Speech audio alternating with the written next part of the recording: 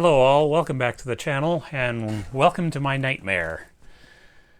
Not because of what we're looking at in front of us, but because this is one heck of a week so far. Yesterday we had another one of our infamous 12-hour power failures, so I couldn't get this video started at a reasonable time. No, it had to wait until today, and then when today came around, I couldn't find half the parts I ordered for this machine, so we're just going to have to try and get as far as we can today, and if it ends up being 2 parts, then so be it. So which one of these machines are we working on? Well, it's not the one on top. The one on top is my grandparents' old Sony TC-K45. And we're going to be getting to the one on top as time goes by, but the one on top is due for a large-scale restoration effort. It's not playing very well anymore. It was barely playing the last time we even tried it on the channel, and now it's not playing at all. No, the one we're dealing with today is the one on the bottom, a TC-K61. And you're probably asking yourself why I've got these, or why I got this thing. Well, it's because I am hell-bent and determined on getting the full range of Sony cassette decks that were available in 1979 and 1980, because that's what this is from. The TC-K45 was offered during 79 and 80, and yeah, I just decided that I've got to have them all, so that amounts to a surprisingly large number of cassette decks, so it's probably going to take me years to do this, but yeah.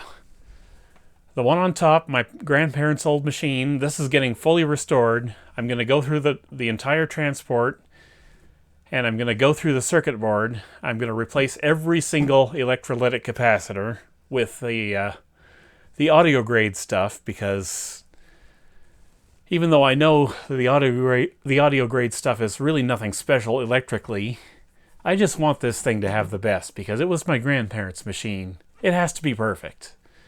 I inherited it from my uncle in, when was that now? Probably about 20 years ago at this point.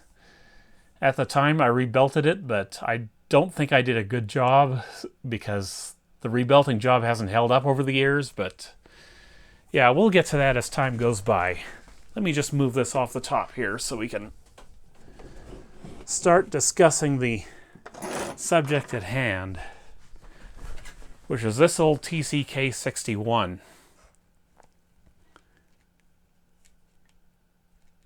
See if I can get a good zoom angle on there for you.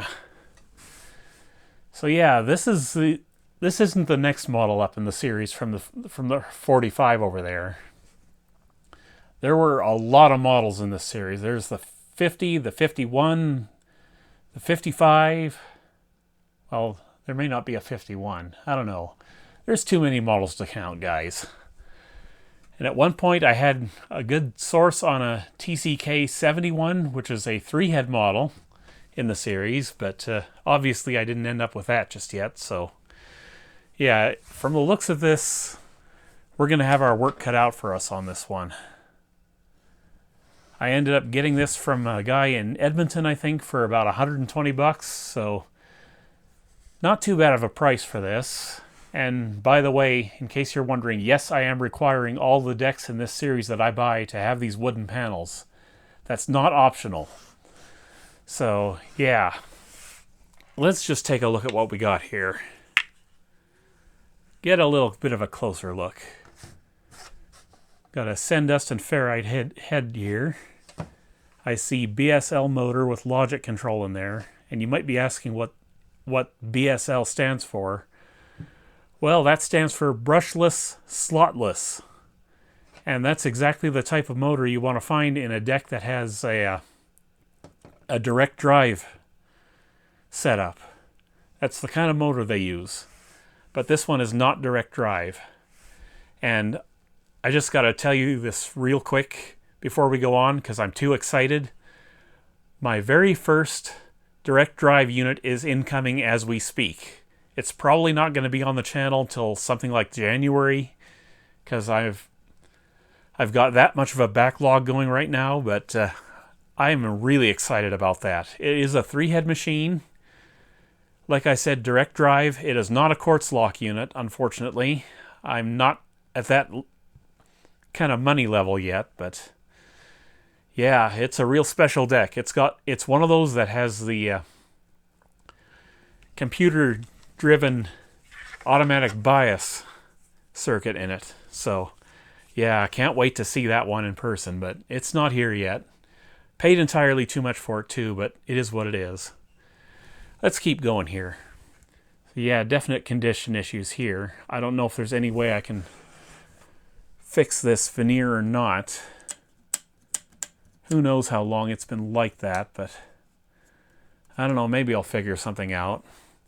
The good news is both of these machines use the same wood veneer panels, so very likely I'll be able to find a replacement panel for that as time goes by. At least I hope so. These were available without the side panels, so yeah. I just have to have the side panels with it because that's what my grandparents came with. So yeah, what else we got going on here? We've got the same autoplay that the 45 offers, only on this one it's logic controlled.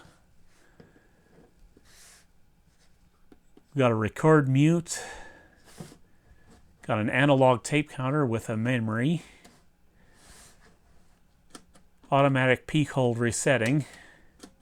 Auto or manual. I'm going to leave that on auto for now. Same type of VU meter that the 45 has, only it's a bit smaller. You can see how big that VU meter is on the 45. And let's see, we've got a headphone attenuator here.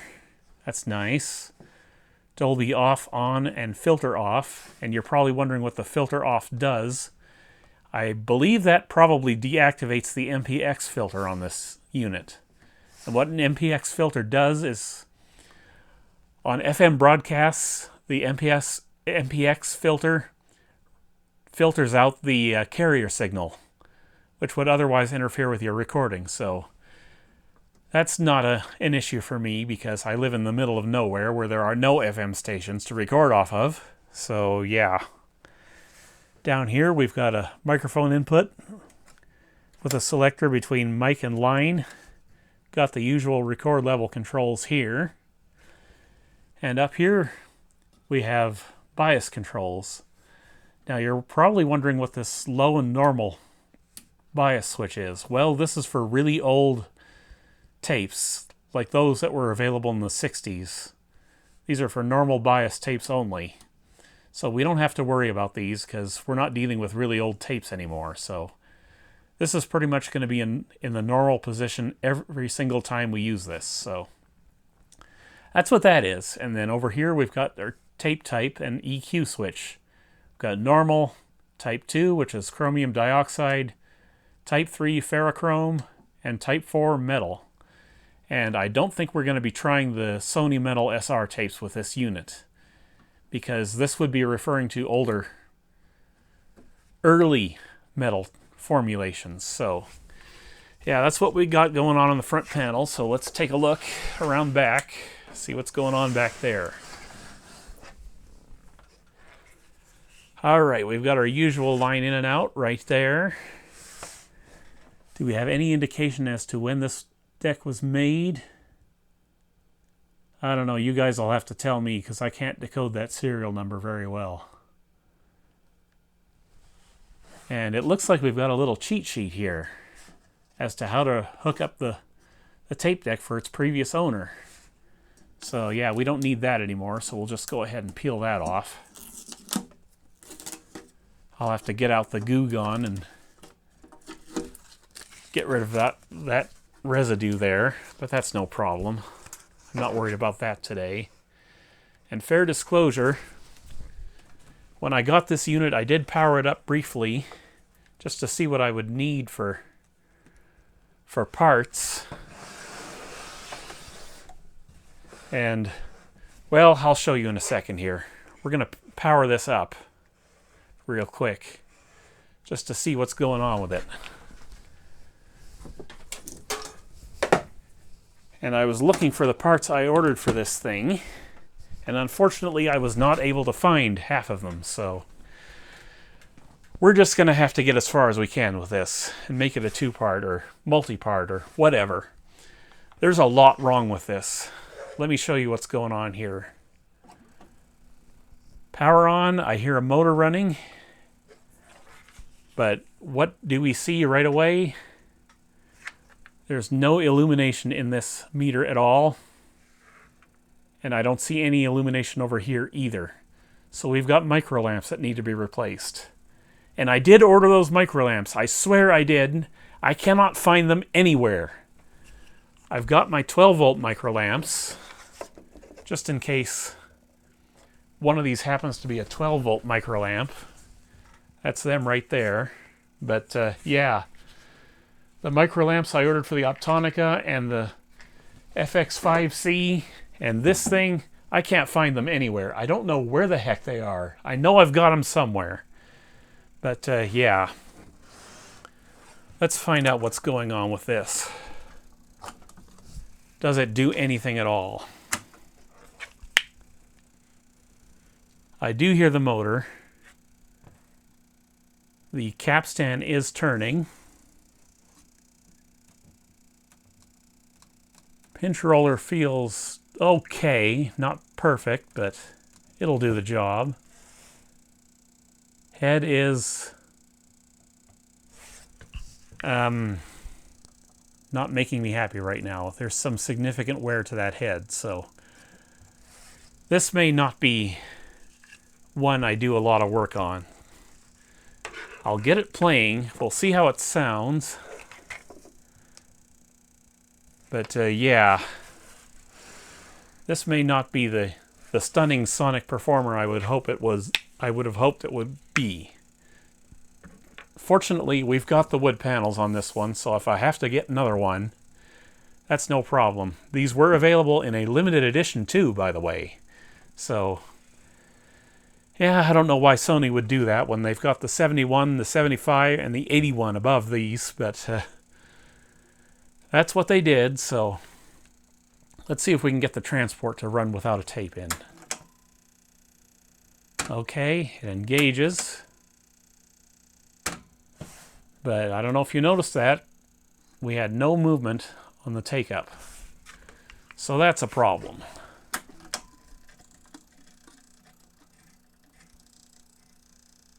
Yeah, that's not even trying to move. I can keep it from shutting off by turning the take-up reel, but yeah, it's just not cooperating. So there is a lot going on with this. So let's shut it off now. You could probably hear that buzzing sound from inside. That's also not good. We're going to leave the tape door off for now, because we obviously need to get in here and start working on this. So yeah, I swear I don't know what happened to those micro lamps, but if I find them again, they're in trouble. But yeah, in terms of rubber, I've got these two Deck Tech belts that I got for the Excelia. These both should work. I think they're a little off in the dimensions, but they should work. And because I knew that these had rubber idlers that go bad, I've got two rubber idlers right here. And if I can remember where I got them from, I think I got them from Silicon Mind Studio off eBay. In fact, I'm sure that's where I got them from, so yeah. And I got two of them just because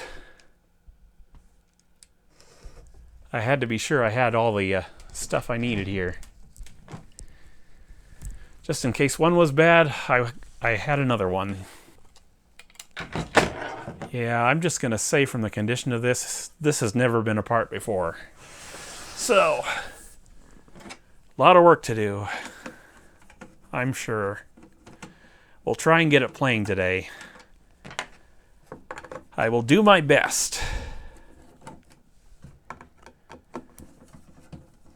And hopefully I can bring in those last 4 subscribers so you can finally see my 500 subscriber special tape deck, which is sitting on the shelf right now because it needs more work done to it. Because in the 4 months that I've been waiting to show you that video, more has gone wrong with it. So, yeah. Got to do another video on that thing at some point. Okay, so what do we got going on here? We got a rat's nest going on here, it looks like. So I'm just taking a quick look around, see what I'm up against. Yeah, I can see problems over the... Ooh, we've got some belt issues big time.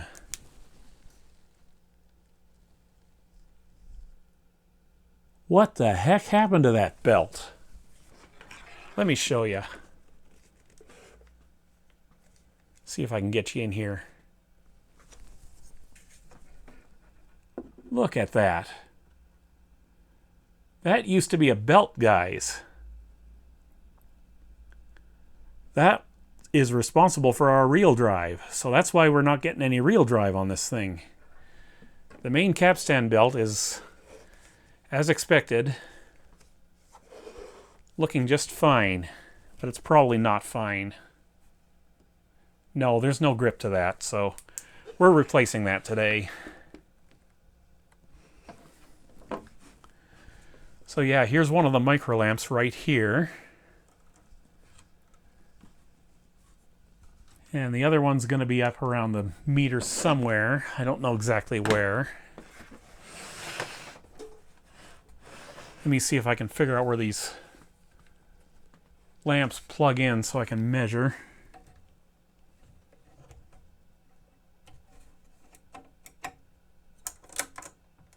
Oh, I see. That's the eject mechanism right there. It's kind of nifty the way they've got that. Anyhow, here's our brushless, slotless motor. Now, the way that this motor works, if I can zoom you in here so I can show you. There's a control chip down in here somewhere. Probably can't show it to you very well right now.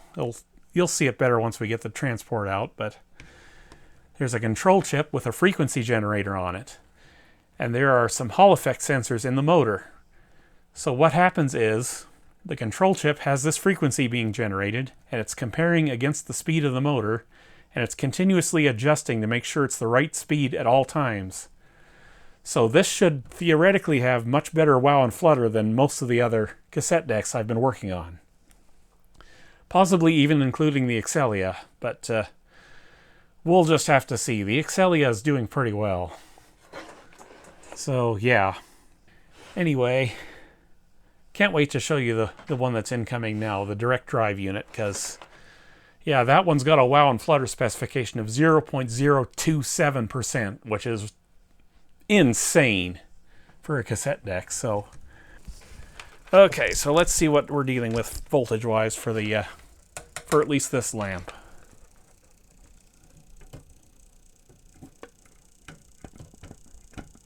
If I can get my probes on this thing. 17 volts. I don't think I even have a micro lamp that'll work with that. So how about this other one? Where does that one go? I'm guessing it's these 2 blue wires that run to the lamp on the meter. So let's check the blue wires. Again, 17 volts. Yeah, I'm going to have to order even more micro lamps for this because I don't have 17 volt lamps. And the 12 volt lamps are just going to burn up if I try them. So yeah, no such luck with the lamps this time. Let me bring this over here so I can show you what's the deal with that that noise.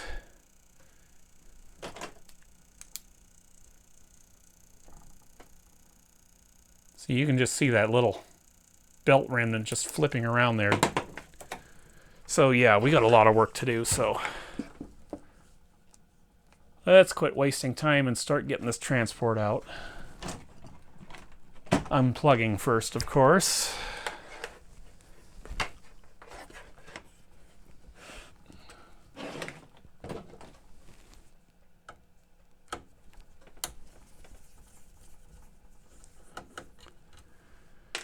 I really hope this thing sounds good, because if I'm gonna get every single model in this line from Sony, it's gonna cost me a fortune if I have to rebuy other tape decks. Okay, there's gotta be screws underneath, so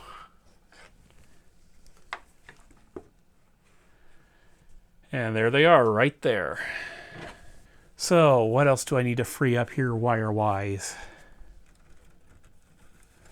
Okay, we got to unplug this one here, this connector, which goes down to the board right about there. So remember that. Probably have to drag this through the rat's nest in order to free things up. And we've got another wire here. Okay, we don't have to worry about that one.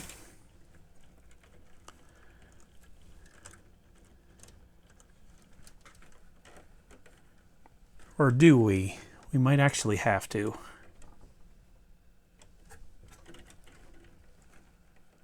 Well, maybe not. If we can pull this wire through, maybe we've got the transport freed up now. Yes, we do. So all we got to do is disconnect the wire for the lamp, which is obviously no good anyway. I'm just unwire wrapping them. I don't know if you can see. Yeah, this other one has to come out from here. I've got a wire wrapping tool somewhere, but I've never used it because I've never needed to use it before. And I don't think I'll be using it this time either, because I hate wire wrapping. It's annoying as hell. Okay, so the lamp is free.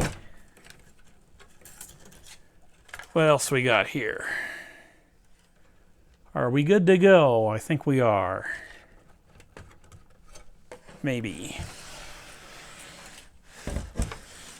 Is there anything hanging up over here I have to... Yes, there is. Missed some more wires, because of course I did.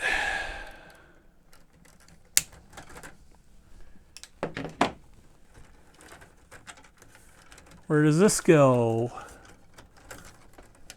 There is a black connector down here that this goes to. Please tell me that unplugs. That does not look like it unplugs. What the hell, Sony? Make everything else unplug, but not this?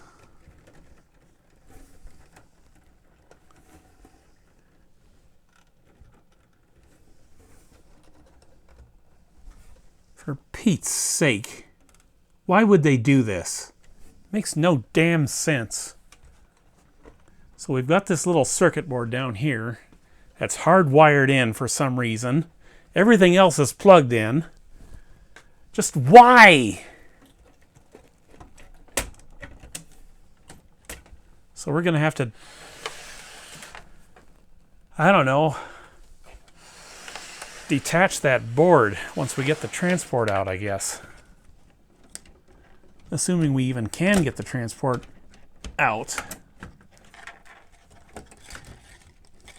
That circuit board is kind of in the way.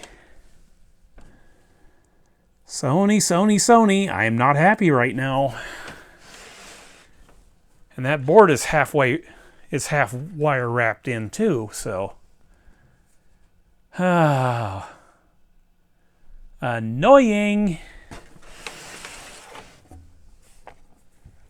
I don't know how they intend you to get this apart, but I think I'm going to have to take this motor off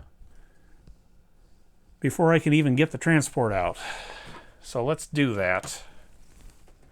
Time's a wasting, and of course it's a slotted screwdriver. Why wouldn't it be?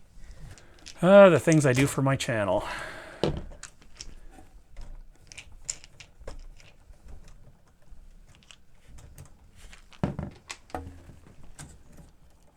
Okay. And there's the motor right there. Yeah, that belt has done expired itself.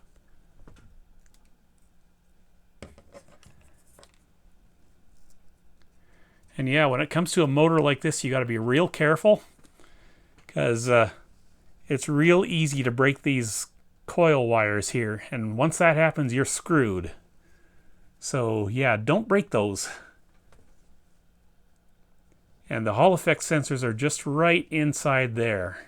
You can't really see them too well, but that's where they are. So yeah, this needs some serious help. But we'll deal with that once we get the transport out. It's nice that the motor comes out that easy, I gotta say. But yeah, I'm just checking this old belt here, and it's no good. We're replacing that. That's gotta go. But yeah, hopefully we should be able to get this transport out now.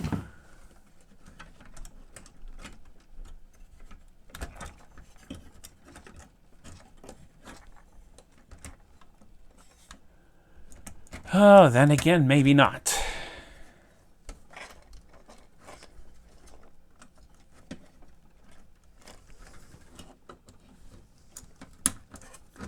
Maybe if I hit the eject, I can find a way to wiggle this out. Maybe not. Obviously not. So we're going to have to take the front panel away just to get access to this. Just terrific. I'm having so much fun. Can you tell? Almost. But not quite. I'll just loosen up all these screws underneath. Good Lord, this thing's tight.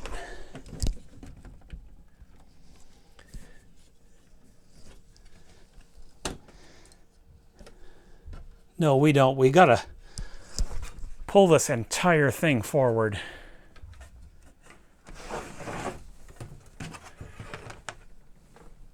Why do I want to do this with Sony?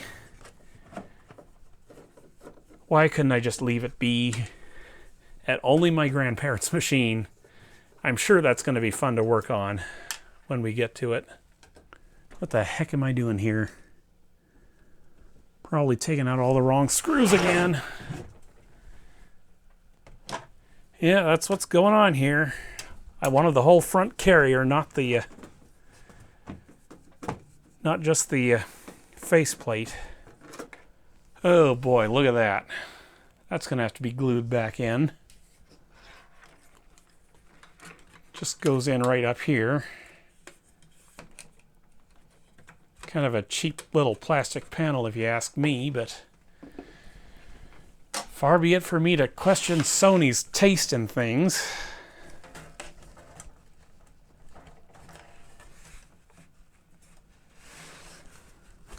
Okay, Sony, what gives?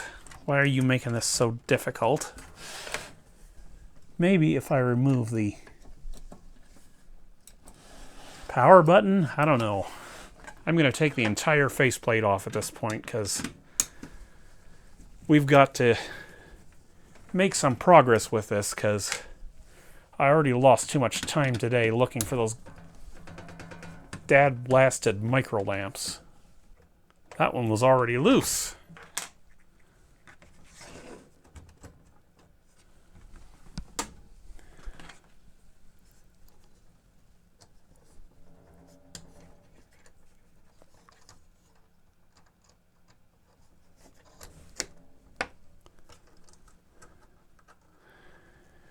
Buy a Sony, I said. It'll be fun, I said.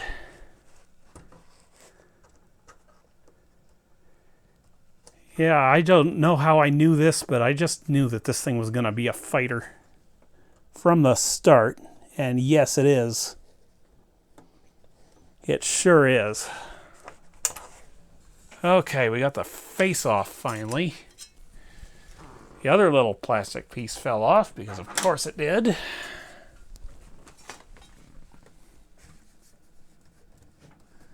Okay, now I see why it wouldn't come off easy.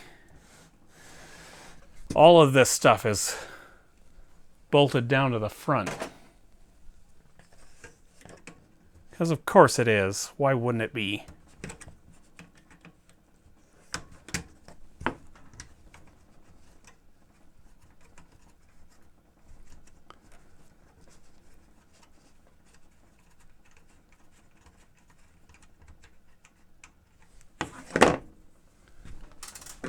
Put the headphone nut up out of the way. And nope, we got to do this one too. Of course we do. Can't ever be easy, can it? Will the transport come out now? Yes, actually, I think it will. If I can just find a way to... Yep, it's coming, finally. This is so much harder to work on than the FX5C was, and the FX5C wasn't a picnic either. This power button is cramping my style, which is why I was trying to get this thing to come loose in the first place.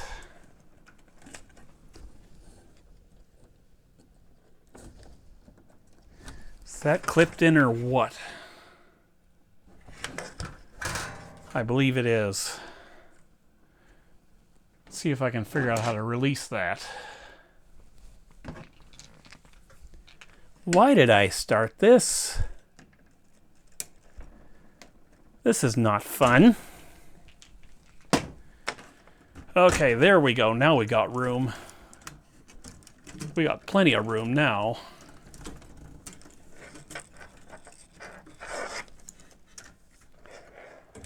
All right. Okay, that can be unplugged. There we go. That's a 4-pin, so not much chance of mixing it up on connectors it doesn't go to. Now, I want to evaluate this plastic first before anything else. I'll show you what breaks on these. Right there. And you see this has cracked, but it's in a non-critical position here. Let me get a dental pick to show you. See, there's a crack right there. And that's not where the critical crack usually happens. The critical crack usually happens right up around here.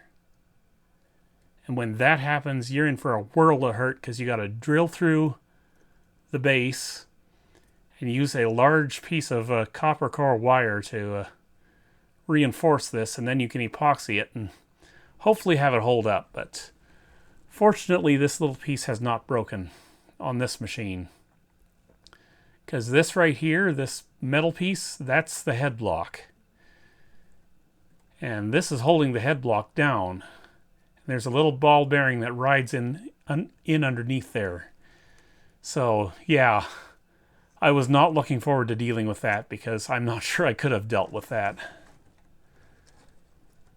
But, yeah, fortunately we don't have to worry about that on this particular machine. We've got to worry about other things on this particular machine. Like putting it back together after this nightmare. Do I like my chances? No, not so much. So,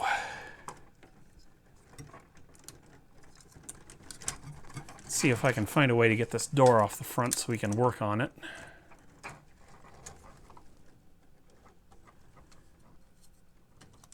Looks like there's just a couple of screws.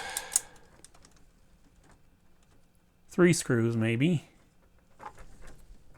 2 screws, possibly. I don't know if this one needs to come out here on the side, but certainly the two on the front need to. So let me do that real quick.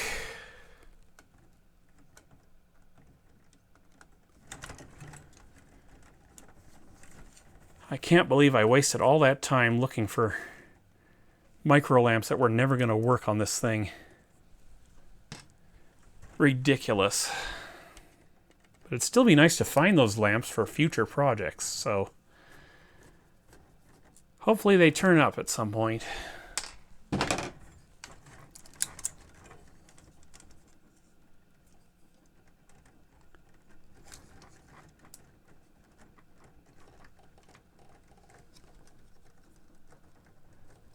And I'm going to caution you now that this plastic is kind of brittle, so we're taking out the side screws.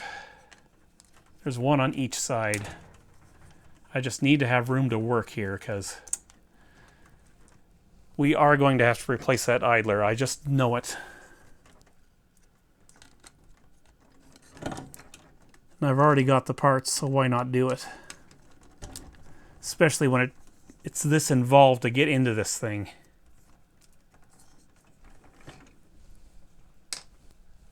Okay, that should be free up now. And pieces fell out. Great.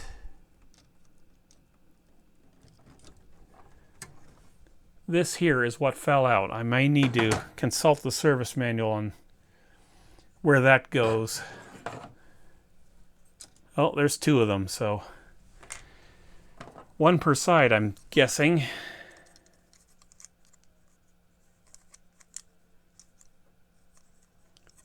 We'll deal with that later. We're dealing with the transport now. So yeah, this is definitely going to be a multi-part video because this is just not going very well.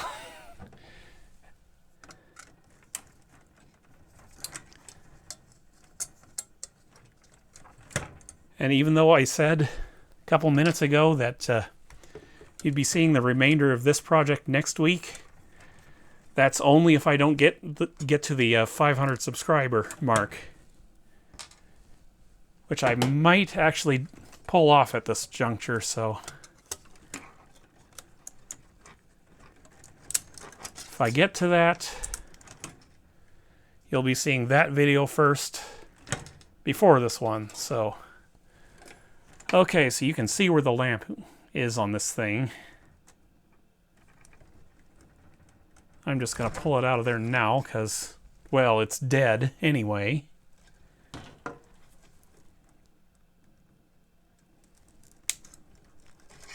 No point keeping it in there if it's dead.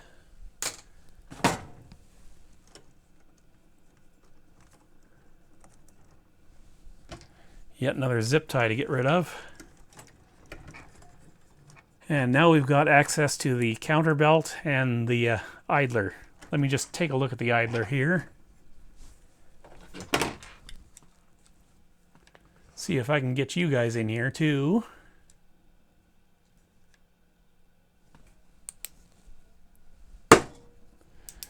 It would help if my flashlights had good batteries, but apparently they don't.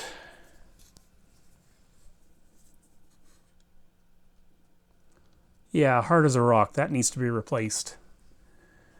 Just looking at the gear teeth now.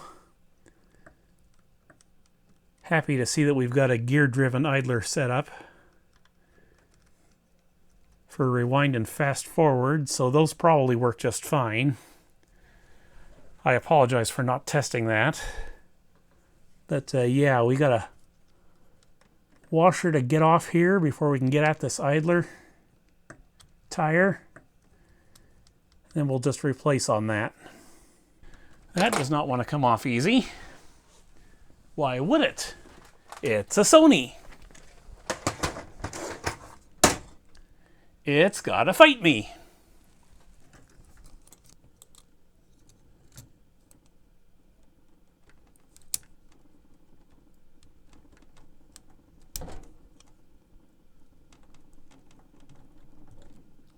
Okay, I got it. And I am determined not to lose this one. Set that off to the side there.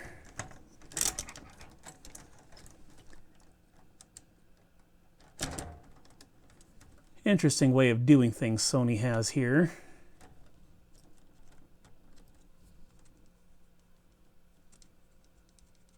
Oh, terrific. I can't even get that off without taking the reel table off. Thanks, Sony! Alright, folks, as you can see, I got it. It wasn't easy, and I'm not looking forward to putting that back on, but things to be aware of. This right here is the brake for this reel. So when we're putting that back on, we're going to have to move the brakes up and away through this little white post here, and then it'll go back down in position. And we're going to be re-lubing that too, because we went to all the trouble of pulling that off. So off comes the idler. That's it right there. And yes, hopefully we can get that replaced easily enough. And I'm going to clean this post here. Probably this little pulley, because this is what drives that idler. And yeah, we'll relube everything here. So, before we do that, how's about we put the new idler on?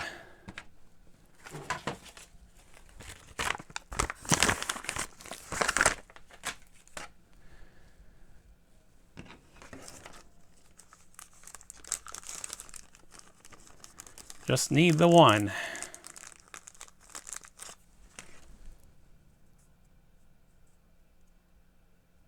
It feels like it could use a little reconditioning, this idler, but at least it's not rock hard like this one is. And we're going to have to break this to even get that off there, because it is just hard as a rock and it will not come off.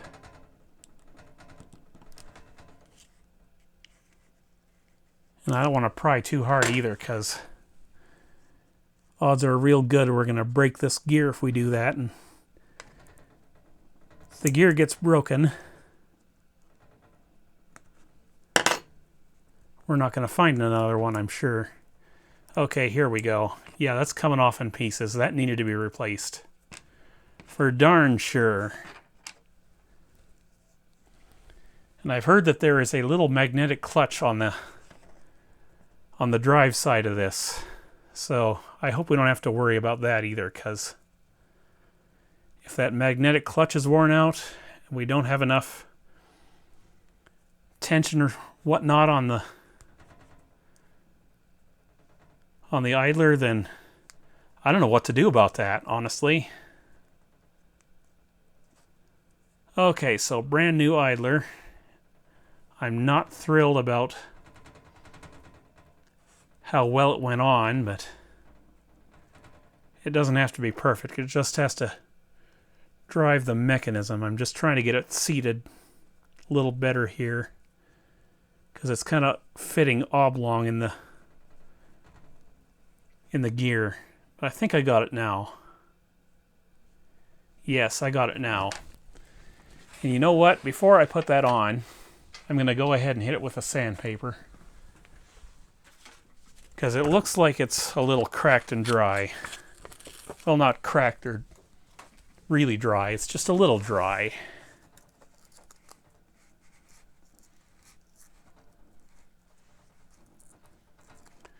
We just want to take a little layer of rubber off the top and make it nice and grippy again, the way it was when it was manufactured by who knows who and who knows where. Silicon Mind Studio. And yeah, I guess that's going to have to do. I'm not spending all day sanding this thing. So I'll put the other one back in the envelope here. Put it back on the shelf. Grab my Luber Plate 105. And why, yes, I should be cleaning things up before I put things back together here. So we're going to do that. Yeah, lots of old crappy grease around here.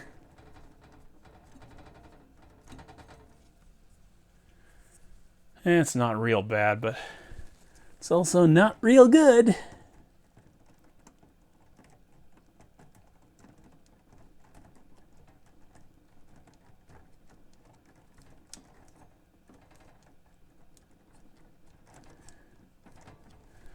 Okay, that'll probably do. I hope it'll do, because I don't want to do any more.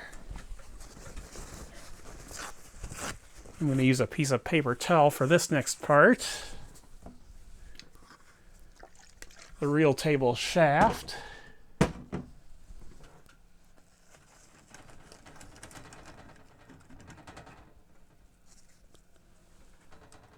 Don't think I'll be doing much with this, because it seems like it's moving pretty well as is. So yeah.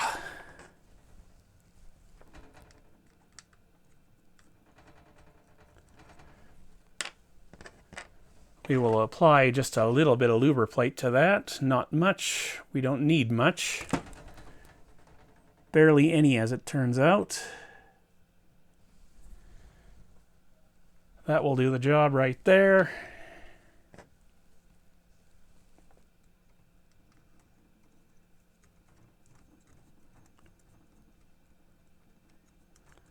So hopefully that does a good job now. Now I got to put this washer back on. Okay, there we go. We got that on. Now, the fun part. I'm going to take my lubriplate coated Q-tip here and just apply some to that shaft. Should really do the other one as well, but from experience with these ungodly washers, I would rather not. Unless I absolutely have to. And I may absolutely have to, so we'll find out in a minute.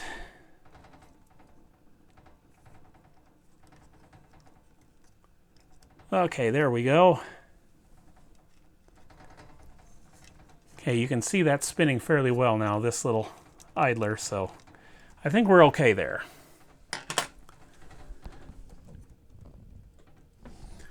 Now, is the pen trick going to work with this little tiny washer? I don't think it will. Oh, this is not going to be fun.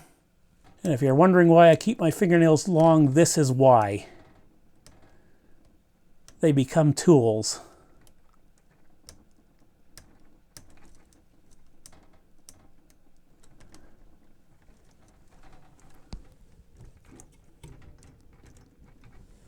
Holy crap, it went on. I can't believe it. I actually got that on without losing it. Okay, let me pull the brakes away and then we'll see how the supply table moves. Oh, that's fine. We don't need to lube that. Thank God. Because I do not want to lube that.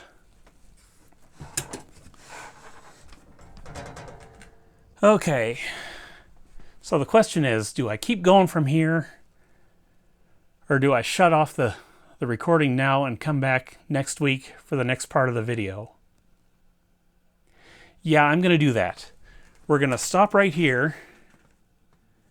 Then when we pick up next week, we'll get into the capstan service and all the other stuff we got to do with this thing.